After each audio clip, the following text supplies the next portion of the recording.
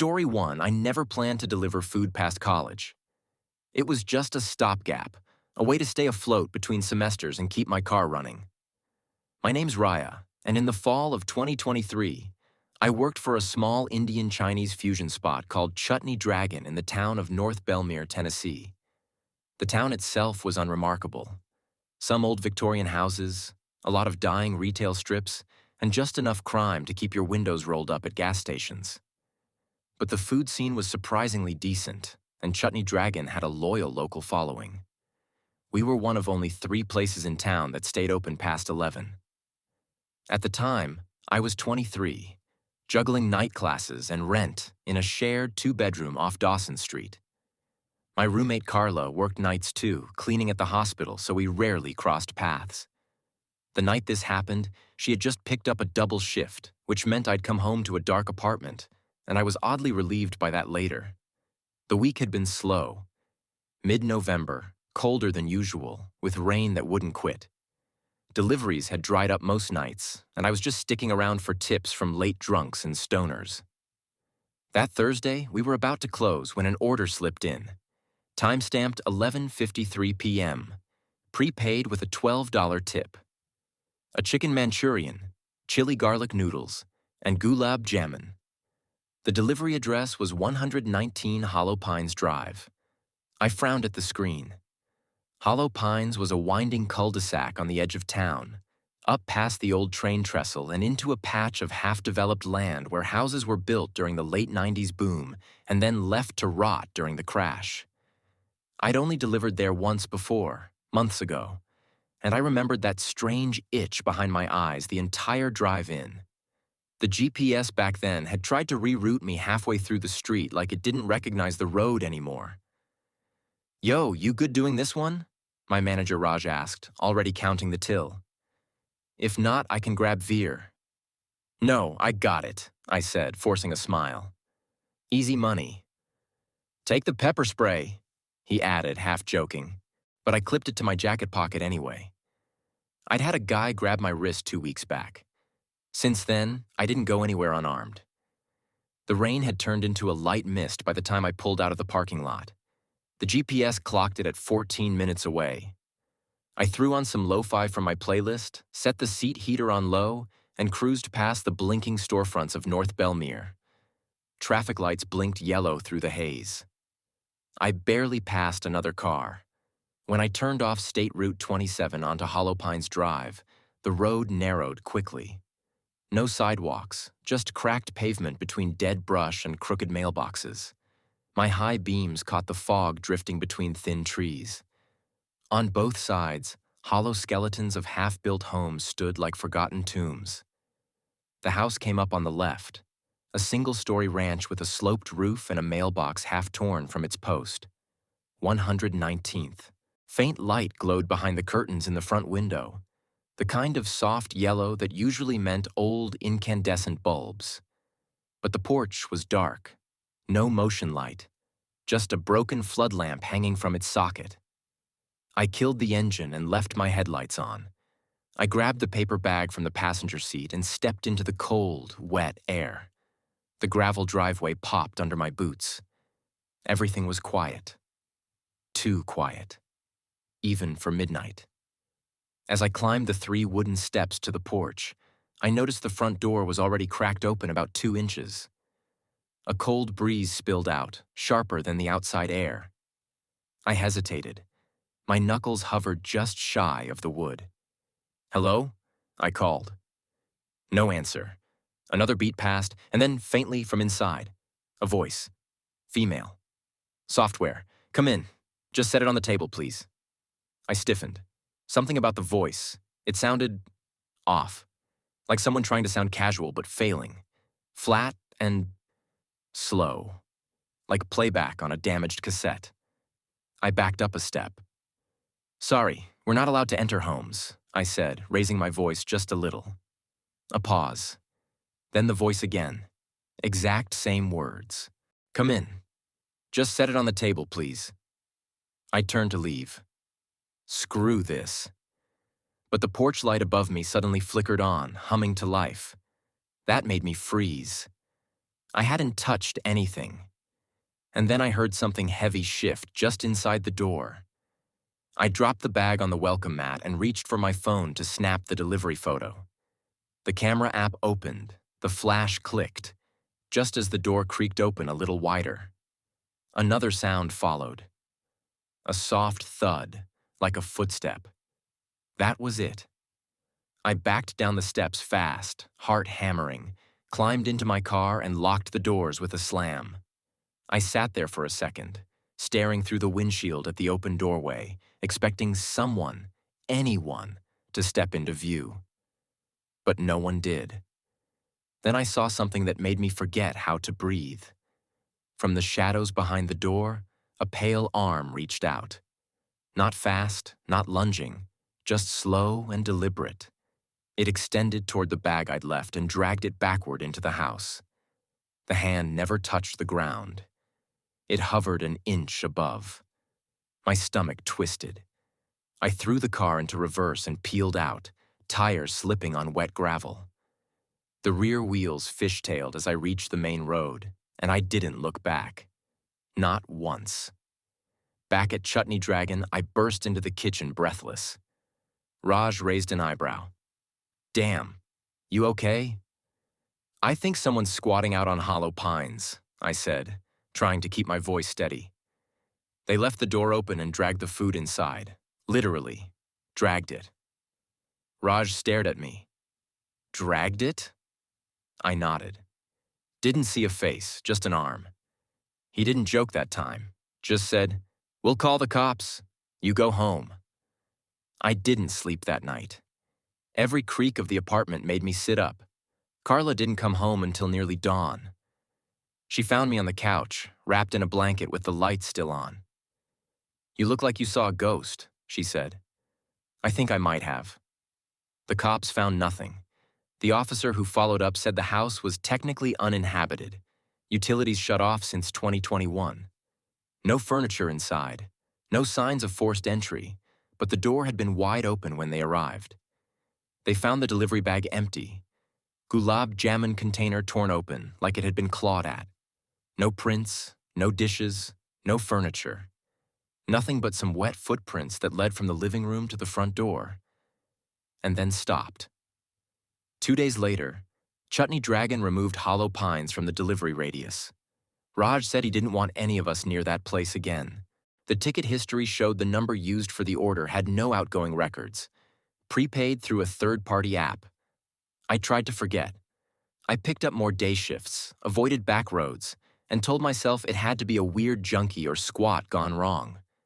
But then, a week before Christmas, I found a small paper bag on my own apartment doorstep. No label. Inside, a takeout box from Chutney Dragon filled with uneaten noodles. And on top of it, a receipt for order number 7821, the one I delivered to Hollow Pines. In the corner of the receipt, someone had written in red pen, "Next time, come inside." I moved out of North Belmere in January, transferred campuses, changed numbers. Carla thought I was spiraling. Maybe I was. But I still lock my bedroom door at night, even in my new place. I don't do night deliveries anymore, not for anyone. But every so often, when I'm driving late and the road goes quiet, I think about that hand, how it never touched the ground, how it seemed too long. And I wonder what I would have seen if I'd stepped inside. Or worse, who would have seen me? If you're visiting our channel for the first time, don't forget to hit the kagwaning subscribe button and turn on the bell icon to stay updated with our upcoming scary stories. Story 2. I had just turned 18 2 weeks before it happened. Not that it mattered much. 18 doesn't mean grown when your mom still reminds you to eat and your friends still treat you like the kid who dropped out of junior year after dad left.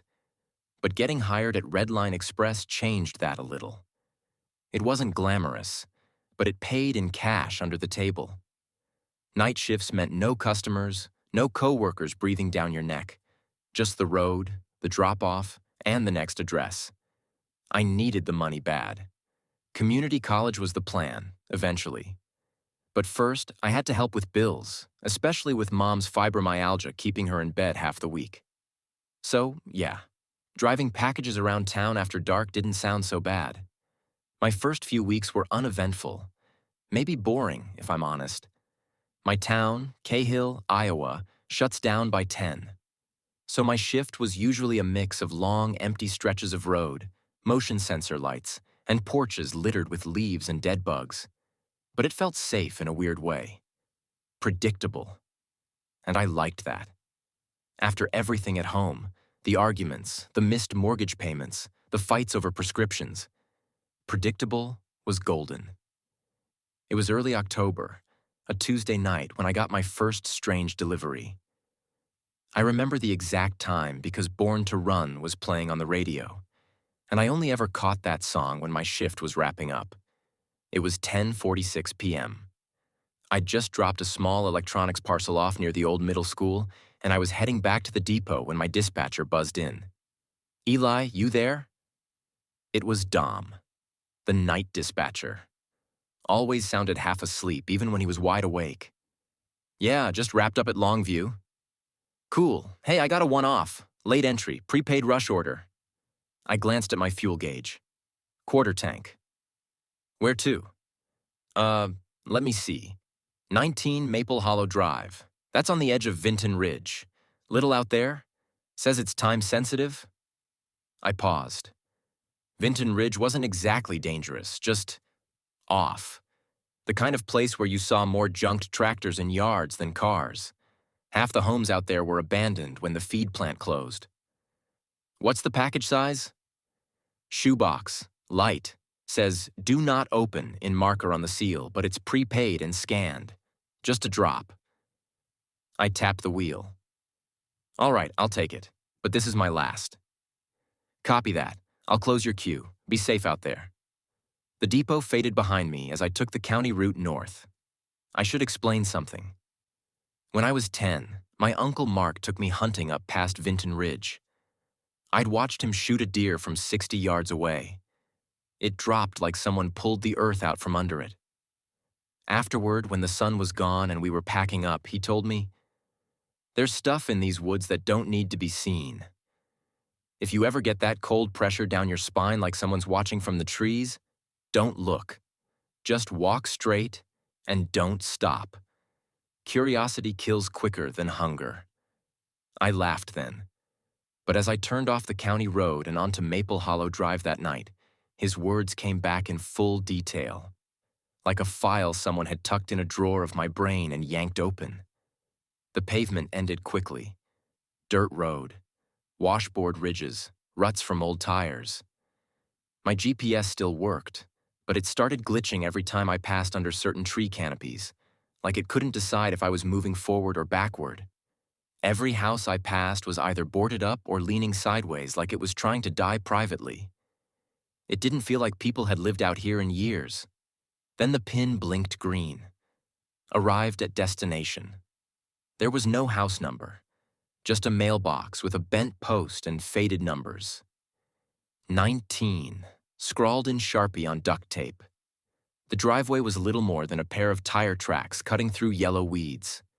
I followed them carefully until the trees opened up to reveal an old one-story cabin, the kind with hand-split logs and moss bleeding down the roof. There were no porch lights, no car, not even a dog barking to announce a stranger. Just the wind tickling through the trees and a faint clacking sound, like loose shutters tapping wood. I kept the engine idling. The box sat in the passenger seat. Brown cardboard, twine tied around it like something out of a 1920s general store. In red marker, "Do not open." I pulled out my phone and dialed the contact listed on the order form. 3 rings. Then a voice, soft and wrong, like it came through layers of static and distance. "Just leave the box," it whispered. "Do not knock. Do not wait." Then it hung up. I stared at my screen. No signal. Of course. I looked back toward the road. Reverse was an option, a good one. But $40 was $40. And pride? Well, that's how I get into most of my trouble. I grabbed the box, stepped out and crunched across the gravel. The porch groaned under my boots. Moss crept over the wood like skin. I bent down and placed the package near the center. The door in front of me wasn't open, but it wasn't shut either. A thin gap ran down the edge, like someone forgot to latch it. I pulled out my phone to snap the required delivery photo. Click. The flash lit up more than I expected. For half a second, I swore I saw someone standing behind the cracked curtain inside. Long silhouette, head turned, watching. When the light faded, the curtain was still. I turned fast and walked quickly back to the van, trying not to run, trying not to look like prey. Then I heard it. 3 soft knocks. Not from the door, not from the walls. From inside the cargo hold of my van, the blood in my neck turned to snow.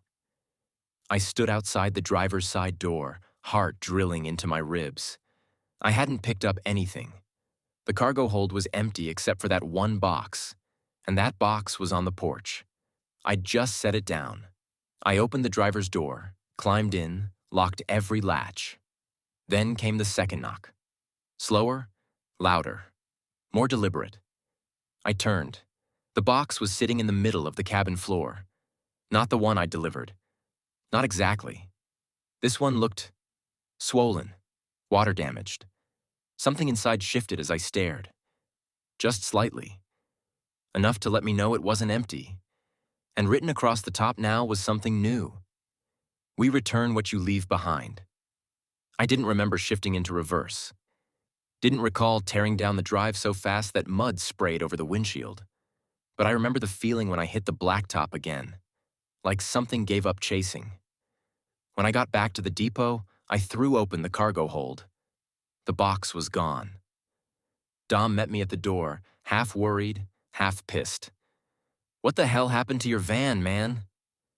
I didn't answer, just handed him my scanner and left. I didn't sleep that night. The next morning, I woke to a brown cardboard box on our porch. My name was written on it in red marker. Same twine, same seal. I almost screamed. Instead, I brought it inside. My hands were shaking so hard I dropped it twice. Mom asked what it was. I told her it was a prank. She didn't push. Inside the box were 4 things. A Polaroid photo of me standing on the porch of that cabin, taken from inside. A pair of old, cracked glasses. A Redline Express name tag from a guy named Charlie. And a note written on the back of a used pizza receipt. "Charlie didn't leave fast enough. Don't make the same mistake. I don't make night deliveries anymore. I don't make it to the doorbell. I switched to working at a hardware store. Mornings only. But sometimes, around 3 a.m., when the wind gets sharp and the air goes still, I hear a knock on the back steps. Always 3. Never more. And I don't open the door. Not anymore." Story 3. I never wanted to be a driver. Back in high school, I thought I'd be a mechanic. Used to spend weekends under my uncle's pickup, oil on my knuckles, gravel biting into my back. But life steers you sometimes, and not always with both hands on the wheel. When my mom's kidneys failed my senior year, all the college money became hospital money. I dropped out, picked up 2 jobs, and started delivering for Marco's Kitchen on the south end of Fair Lawn, Pennsylvania. That was 4 years ago. Most shifts blurred into one another. Pizza steam fogging the windshield, headlights bouncing off cracked pavement, the same half-hearted jokes from porch to porch. But one night doesn't fade. One night digs in and rots slow, no matter how many years pass. And if I don't put it down, say it out loud, I worry it'll rot me too. So here's what happened. It was late October. The kind of night where the fog doesn't roll in, it settles. Heavy. Wet. Like the sky is exhaling on your neck. My shift was almost over. I had 2 slices of pepperoni waiting in the back for the ride home, and I was clock watching while packing up the last run of the evening. Our cashier, Chloe, was humming something off-key when the landline rang. "Marco's, last call for delivery, cash only." She paused, then frowned. What street? Nah, we don't deliver out that far. Doesn't even come up in the GPS. She glanced over her shoulder at me, one eyebrow raised. The voice on the other end must have changed their story, because she nodded slowly and scribbled down a new address. All right, Benton Hollow Road, Unit 3, B, cash on delivery. 2 meat pies and a 2-liter cola. The moment she hung up, I knew I shouldn't go. Benton Hollow? I asked, wiping my hands on a rag. That's damn near the floodplain. Doesn't half of it run right into the woods? Chloe shrugged. Says it's a duplex near the end. Guy sounded weird, breathless. You sure you're cool with it? I thought about saying no. My gut whispered it. But something in me didn't want to show nerves. Maybe pride, maybe habit. So I nodded, grabbed the heat bag, and hit the road. The drive to Benton Hollow took me away from everything I usually trusted. Streetlights, stores, sidewalks. Past the steel plant, past the auto yard, until even the radio crackled into static. A winding road dragged me into darker country, where trees crowded close and the pavement turned to patchy gravel. The duplex came up on the left, paint peeling like old bark. One porch light buzzed in a flickering yellow hue. The number 3B was hand-painted on a tilted mailbox, half covered in wet leaves. I parked under a crooked oak and left the engine running. As I stepped out, I noticed how quiet it was. Not just the absence of sound, but the presence of it. Like the silence was listening, watching. I walked up the porch steps. The wood groaned beneath me. Before I could knock, the bulb above my head blinked twice, fast, then stayed on. Just barely. I knocked. Once, then again. Nothing. Inside, I thought I heard movement, a floorboard, or maybe something being dragged. I knocked louder. The door opened 3 inches, just enough for a voice. You're late, it said. The voice was low, male. But something about the way he said it made my spine tighten. I swallowed. Traffic. That's 23 even. Leave it by the door, the voice said. Cash is in the box. What box? A hand slid out from the shadow. Long fingers, pale skin, and an orange prescription bracelet glinting around the wrist. It pointed to a wooden crate near the step. I hadn't noticed it before. It looked like something used to trap animals. Against my better judgment, I bent down, opened the lid, and sure enough, there was a 20 and 3 crumpled ones, damp and folded. I set the pizza bag on the porch. As I stood, I swear I caught movement beyond the man's shoulder. A flash of something, white maybe, like someone ducking down out of sight. I raised my voice a bit. You all right in there? The door slammed shut, hard. Then came the bolt. Click, like a line being drawn. I didn't wait around. Back in the car, I let the heater run and sat still for a second, staring at the windshield. The woods across the road swayed slightly in the mist. That same pressure was in the air, like waiting for thunder that wouldn't come.